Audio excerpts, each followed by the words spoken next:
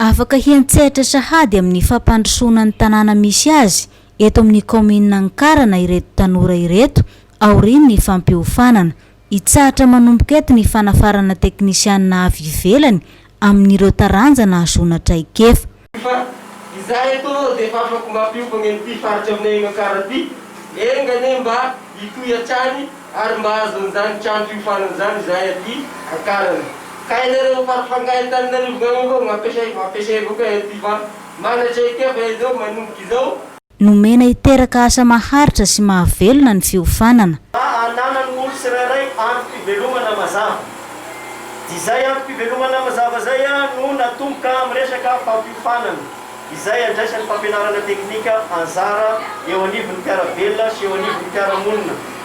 Izay ho iaho dia sy voatery misy lakilasy ataontsika hoe école anankiray mipetraka vao misy hoe fampiofanana. Fa amin'izao fampiofanana dia magnampy ny fotony eny anivon'ny fokotany, eny anivon'ny commune, district izay mitady an'ireo tanora ho tonga amin'ny antom-pivelomana mazava. Tanora 950 manao filiera koa ary tanora 10 kosa miantsehatra amin'ny fikirakirana chantier. Efa miandry hanaty azy ireto ny mpiara-miombona antoka toy ny DREP, ny FDA raha vao tafiala ato amin'ny fanofanana teknika.